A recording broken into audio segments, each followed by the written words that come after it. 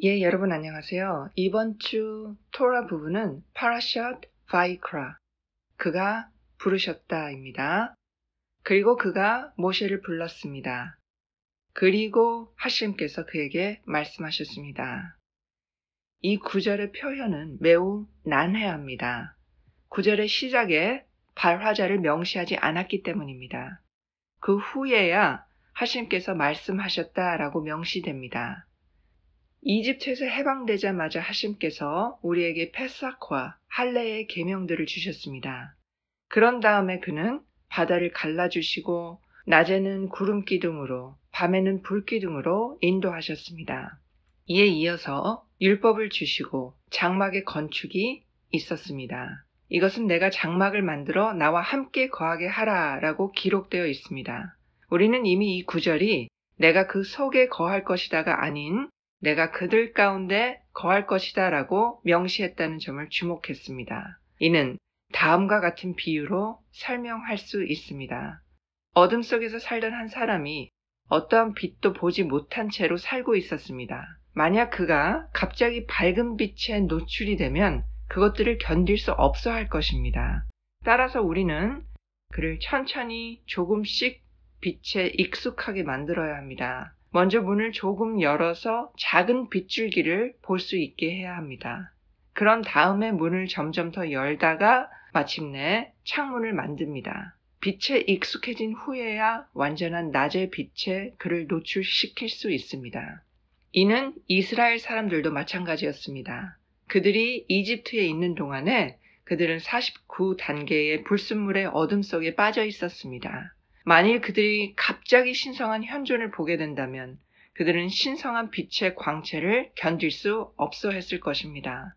결과적으로 그들이 성소를 지을 수 있고 그들 가운데 거하실 신성한 임재의 눈부신 빛을 감당할 수 있기 전에 이 위에 해당하는 모든 단계를 거쳐야 했습니다. 현자들께서는 다음과 같이 가르치십니다. 위험한 곳을 여행하는 사람은 짧은 기도를 낭송할 수 있습니다. 오 하셴이시여, 위기의 순간에 당신의 백성 이스라엘의 남은 자를 구원하소서. 브라콧 28. 위기를 뜻하는 히브리어 하이볼, 이것은 분노를 뜻하는 에브라와 관련이 있습니다. 따라서 탈무드는 그들이 범법을 행함으로 당신께서 그들에게 대한 분노로 가득 차 계실 때에도 그들의 필요를 간과하지 않으시리라는 의미로 기도를 설명하십니다.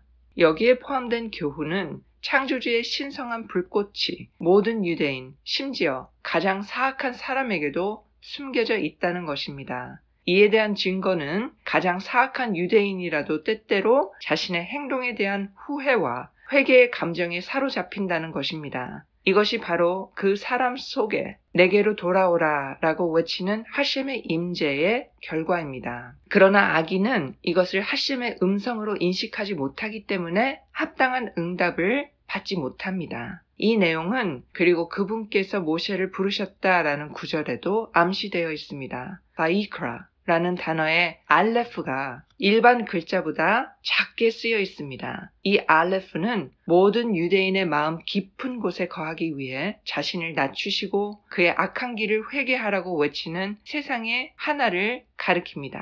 이것이 그리고 모세를 부르셨다라는 뜻입니다. 이 알레프는 모든 유대인의 마음 깊은 곳에 거하기 위해, 그러나 불행하게도 대부분의 사람들은 회환의 감정을 자신을 부르짖는 사람 내면에 하셴의 음성으로 인식하지 못한다는 것입니다. 그러므로 그 구절은 부르는 자를 밝히지 않습니다. 그 사람은 자신을 부르시는 분이 하셴이심을 깨닫지 못하는 경우가 너무 많기 때문입니다. 그러나 어떤 사람이 그를 깨우쳐 회개하게 하시는 분이 하셴이시다라는 것을 깨닫고 그의 창조주께로 돌아가려고 노력한다면 그 구절의 두 번째 부분, 그리고 하셴께서 회막에서 그에게 말씀하셨다라고 하신 말씀에 해당됩니다. 이는 사람이 죄를 짓고 싶은 욕구에 직면했을 때 하셴께서 그가 죄를 지을 기회를 갖지 못하도록 그의 길에 장애물을 두심으로써 그것을 막으신다는 것입니다. 이 역시 내게로 돌아오라, 너희 헛된 욕심을 따르지 말라로 강구하시는 하셴의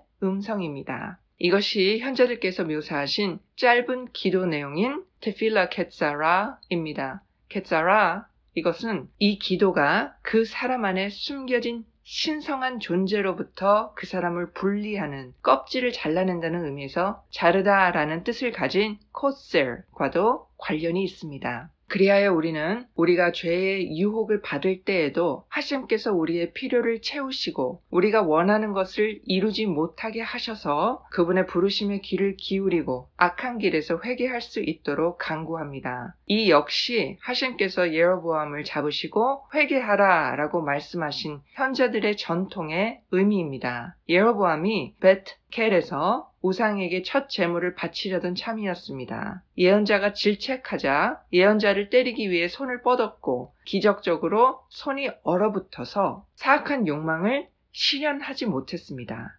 현자들께 따르면 예로보암이 자신의 사악한 짓을 저지르지 못하게 하기 위해 그에게 회개하라고 외친 것은 다름 아닌 바로 하셈이셨다는 것입니다.